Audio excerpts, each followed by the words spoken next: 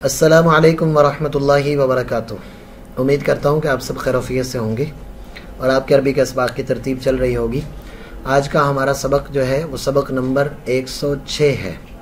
آج کے سبق میں ہم نے پچھلے سبق میں جو دو طلباء کا آپس میں مکالمہ تھا کہ عربی میں بات چیت آپس میں کیسے کی جاتی ہے اور کن کن الفاظ کا استعمال کیا جاتا ہے، وہ جو مکالمہ تھا اس میں جو الفاظ عربی کے جدید استعمال ہوئے تھے وہ آج کے سبق میں ہم پڑھیں گے الکلمات الجدیدہ کے نام سے، کہ وہ عربی کے نئے کلمات کون سے ہیں۔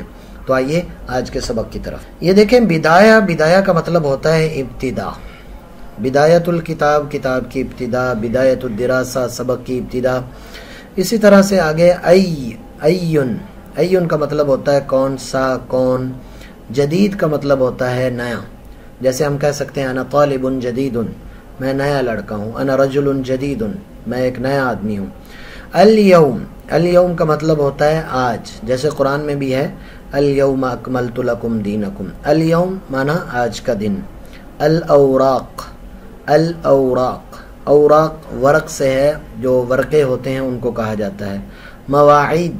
مواعید کا مطلب ہوتا ہے اوقات، جو وقت طے ہوتے ہیں۔ مواعید القطار، جیسے آپ کبھی ریل گاڑی کے اس اسٹیشن پر جاتے ہیں تو اگر عربی میں وہ لکھا ہوا ہوتا ہے تو اس پر لکھا ہوتا ہے مواعید القطار، کہ ریل گاڑی کی جو ٹائم ٹیبل ہے، جو اوقات ہیں، وہ لکھا ہوتا ہے۔ الاسبوع، ہفتے کو کہا جاتا ہے، یہ جو ہفتے کے 7 دن ہیں ان کو الاسبوع کہا جاتا ہے۔ الاحد کا مطلب ہوتا ہے اتوار کا دن۔ الثلاثاء کا مطلب ہوتا ہے منگل کا دن۔ الخمیس کا مطلب ہوتا ہے جمعرات کا دن۔ عطلہ کا معنی ہوتا ہے چھٹی۔ الابتدائی کا معنی ہوتا ہے ابتدائی۔ الصف الابتدائی یعنی ابتدائی کلاس۔ اتمنا، میں امید کرتا ہوں یا تمنا کرتا ہوں۔ الناس سے مراد لوگ ہیں، الناس لوگ۔ قابل یقابل کا معنی ہوتا ہے سامنا کرنا، انٹرویو دینا، سامنے آنا۔ قابلنی صدیقی، میرے دوست کے ساتھ میرا سامنا ہوا۔ فقط کا مطلب ہوتا ہے صرف۔ قدم یقدم تقدیما کا معنی ہوتا ہے آگے کرنا، آگے بھیجنا یا پیش کرنے کے معنی میں آتا ہے۔ قدمت الطلبہ، میں نے درخواست پیش کی۔ یہ عارفہ نہیں ہے بلکہ عرفہ یا عارفو ہے۔ یہ عرفہ کا معنی ہوتا ہے اس نے پہچانا۔ عرفتو، میں نے پہچانا۔ عرفتا، آپ نے پہچانا۔ یہ پیچھے سارے سیغے گزر چکے ہیں، ان کو کیسے ہم تبدیل کر سکتے ہیں۔ تنتہی، انتہا ینتہی، تنتہی کا معنی ہوتا ہے ختم ہونا، انتہا ہونا۔ السبت کا مطلب ہوتا ہے ہفتے کا دن، اور الاثنین کا مطلب ہوتا ہے سوموار کا دن۔ سوموار کے دن کو الاثنین کہتے ہیں۔ اربعاء کا مطلب ہوتا ہے بدھ کا دن۔ الجمعہ، جمعہ کا دن۔ اور نجاح کا مطلب ہوتا ہے کامیابی۔ معلومات کا مطلب ہوتا ہے معلومات۔ اور دروس کا مطلب ہوتا ہے اسباق۔ دروس کا مطلب ہوتا ہے اسباق۔ میں دوبارہ سے اس کو پڑھ دیتا ہوں۔ بدایت ان کا مطلب ہوتا ہے ابتدا۔ ان کا معنی کون سا۔ جدید ان کا مطلب ہوتا ہے نیا۔ الیوم کا مطلب ہوتا ہے آج۔ اوراق کا مطلب ہوتا ہے پیج۔ مواعید کا مطلب ہوتا ہے اوقات۔ الاسبوع کا مطلب ہوتا ہے ہفتے، پورے ہفتے کو اسبوع کہتے ہیں، اور ہفتے کے جو دن ہیں یوم الاحد کہتے ہیں اتوار کو۔ الثلاثاء منگل کو، اور الخمیس جو ہے وہ جمعرات کو کہا جاتا ہے۔ عطلۃ کا معنی ہوتا ہے چھٹی۔ الابتدائی کا مطلب ہوتا ہے بالکل ابتدائی، جیسے ہم عام طور پر بولتے ہیں الصف الابتدائی۔ اور اتمنا کا معنی ہے میں تمنا کرتا ہوں۔ اتمنا لک النجاح، میں آپ کے لیے کامیابی کی تمنا کرتا ہوں یا امید کرتا ہوں۔ اتمنا لہ النجاح، میں اس کے لیے کامیابی کی امید کرتا ہوں۔ والد اپنے بیٹے کو کہتا ہے، استاد اپنے شاگرد کو کہتا ہے، پیر اپنے مرید کو کہتا ہے اتمنا لک النجاح، میں آپ کے لیے امید کرتا ہوں کہ آپ کامیاب ہو جائیں۔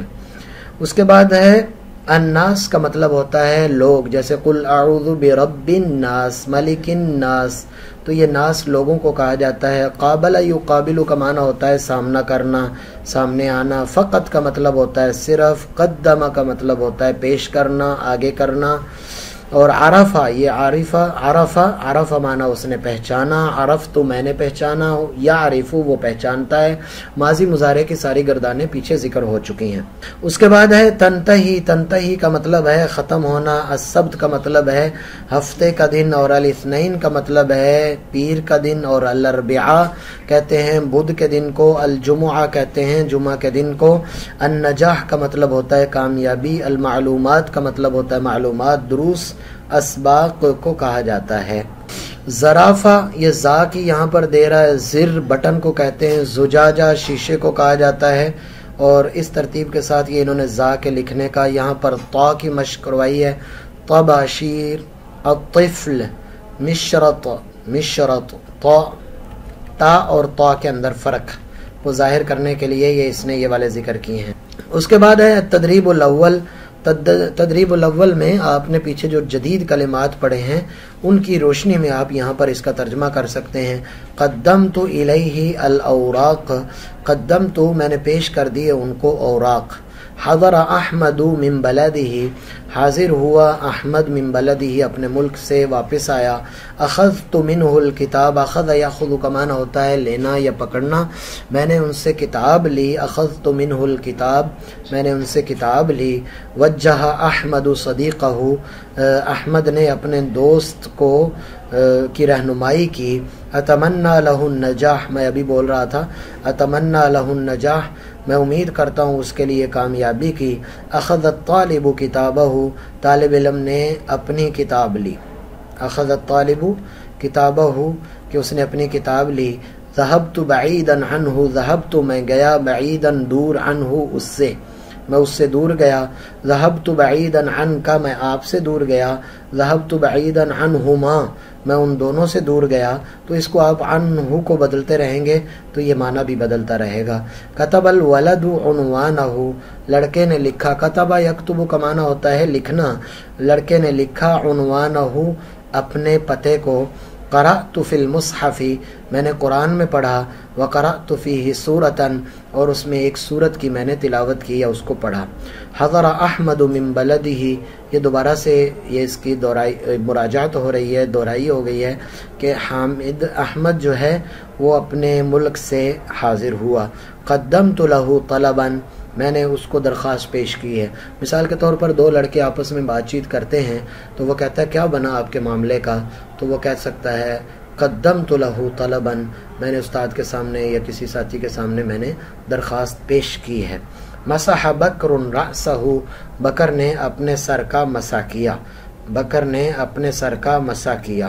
کتبت بہ الدرس، کتبت میں نے لکھا بہ اس کے ساتھ الدرس اپنا سبق۔ کوئی کہتا ہے ماذا فعلت بالقلم، قلم کے ساتھ آپ نے کیا کیا، تو آپ کہہ سکتے ہیں کتبت بہ الدرس کہ میں نے سبق لکھا ہے، کتبت بہ الدرس کہ میں نے سبق لکھا ہے۔ اتم الوالد وضوءہ، اتم الوالد وضوءہ والد نے پورا کیا وضوءہ اپنے وضو کو، والد نے اپنے وضو کو پورا کیا۔ اب اس کے بعد یہ بڑی اہم مشق ہے، بس یہ آج کے سبق کی آخری مشق ہے، اس میں تھوڑا الفاظ کی وہ مشق کروا رہے ہیں۔ ذال اور زا کے درمیان میں فرق یہاں پر آپ کے سامنے آ جائے گا، ذال اور زا کے درمیان میں۔ ذکیٌ اس کا معنی الگ ہے، ذکیٌ اس کا معنی الگ ہے، ذکیٌ اس کا معنی الگ ہے۔ تو ذکیٌ اس کو ذکیٌ نہیں بولنا اور اس کو ذکیٌ نہیں بولنا، یہ زبان آگے دانتوں کے ساتھ تھوڑی سی لگے تو ذال ادا ہوتا ہے اور زا جو ہے وہ تھوڑی سی سختی کے ساتھ ادا ہوتا ہے۔ اسی طرح ذخرہ، ذخرہ، ذخرہ، ذخرہ، اس کے بعد بذلا، بذلا، بذلا، بذلا، تو دونوں کے اندر واضح طور پر فرق ہونا چاہیے۔ التذکیہ، التذکیہ، التزکیہ، التذکیہ، التزکیہ، یہاں ان دونوں سے صرف مقصود اس کا معنی بتلانا یا اور کوئی چیز نہیں ہے، بس یہ بتلانا ہے کہ ان دونوں کی ادائیگی میں جب فرق آ جاتا ہے تو دونوں کے معنی میں فرق آ جاتا ہے، ادائیگی درست کرنی ہے اس کی۔ ضم، ضم، ضم، ضم اور آگے ضم، اس کے بعد ہے فض، فض، اور آگے ہے فزا، فزا فزا، عزلا عزلا، عزلا عزلا۔ یہ جو مشق ہوتی ہے نا، یہ جو تدریبیں ہوتی ہیں، یہ ایک آدھی دفعہ سے اس کا مقصد حل نہیں ہوتا ہے۔ تدریب کا مطلب ہی مشق ہوتا ہے۔ مشق ایک دفعہ پڑھنے سے، دو دفعہ پڑھنے سے نہیں ہوتی، بلکہ بار بار دہرانے سے ہوتی ہے، بار بار سننے سے ہوتی ہے۔ اور وہ جب مشق ہوتی ہے تو پھر اس کے بعد انسان جو ہے وہ بہتر ہو جاتا ہے۔ تو بار بار مشق اس کی کریں، بار بار اس کو دہرائیں گے تو پھر ہے۔ خاص طور پر یہ جو زال اور زا کا انہوں نے فرق ذکر کیا ہے، اس کو آپ نے اچھے طریقے سے دہرانا ہے، تو انشاءاللہ تعالی بار بار مشق کرنے سے اس میں بہتری آ جائے گی، اور آپ قرآن بھی جب پڑھیں گے اس میں بھی آپ کو فائدہ حاصل ہوگا۔ امید کرتا ہوں کہ یہ سبق آپ کے لیے مفید ہوگا۔ اگلے سبق تک کے لیے اجازت دیجیے۔ اللہ حافظ۔ السلام علیکم ورحمۃ اللہ وبرکاتہ۔